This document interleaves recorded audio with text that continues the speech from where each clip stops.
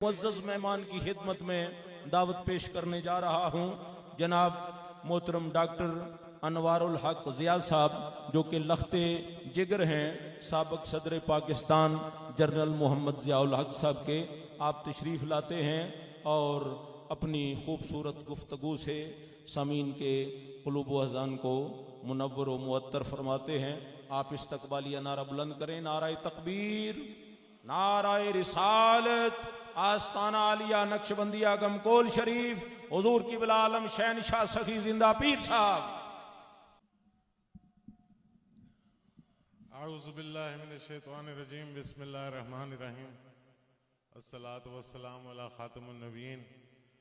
मोहतरम जनाब सजादा नशीन साहब, हज़रत जिंदा पीर साहब और यहाँ तमाम जो सजादा नशीन चूरा शरीफ, मानकी शरीफ और भी बहुत से सजादा नशीन बैठे हैं और तमाम मोहतरम बुज़ुर्गों, भाइयों, दोस्तों, मेरे लिए ये बड़े फ़ख्र और एज़ाज़ की बात है कि मुझे यहाँ बात करने का, मेरी तो ख्वाहिश थी कि मैं वहाँ बैठ के सुनता जो यहाँ इतनी बड़ी बड़ी हस्तियाँ आई हैं और जिनके मज़ार पे हम हाज़िरी देने आए हैं।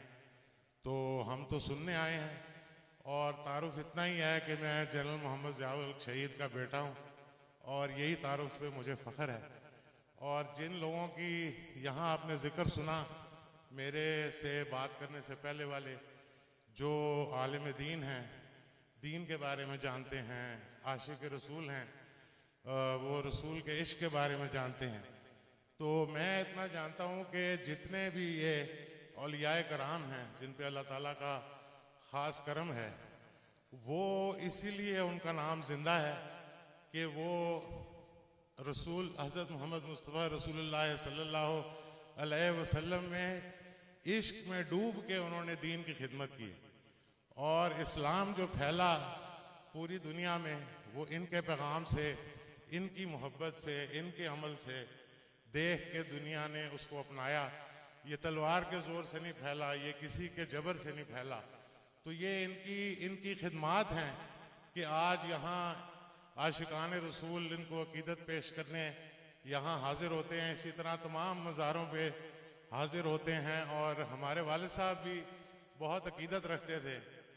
मैं आपको गुजारिश करना चाहता हूँ, शायद इससे कोई आपको अंदाज़ा हो सके कि वो मुल्तान में उनकी जिस फौज के जिस महकमे से उनका ताल्लुक़ था वो टैंकों का महकमा है। टैंक वाले ज़्यादातर उनका तबादला ज़्यादा वक्त उनका मुल्तान में गुजरता है। तो उनकी मुल्तान जो है वो भी पीरों का शहर कहलाता है। वहाँ भी बहुत बड़े अल्लाह के औलिया जो हैं वो हैं मुल्तान में। तो उनकी तमाम तरक्की लेफ्टिनेंट कर्नल से आगे फौज का सरबराह बनने तक मुल्तान शहर की है कि वो लेफ्टिनेंट कर्नल से फुल कर्नल से ब्रिगेडियर से मेजर जनरल से लेफ्टिनेंट जनरल से फौज के सरबराह मुल्तान, जिसको के कहा जाता है कि अगर खाना काबा मक्का में ना होता तो इतने बुजुर्गान दीन मुल्तान में आए हैं कि शायद मुल्तान में होता। तो ये जो है सारा हमारे जो बुजुर्ग हैं, जो औलियाए कराम हैं, ये उनकी बरक़ात हैं कि आज इस मुल्क में आशिकान रसूल जो है वो भरे पड़े हैं और इंशाअल्लाह ताला हर मौके पर पाकिस्तान को आँच नहीं आने देंगे।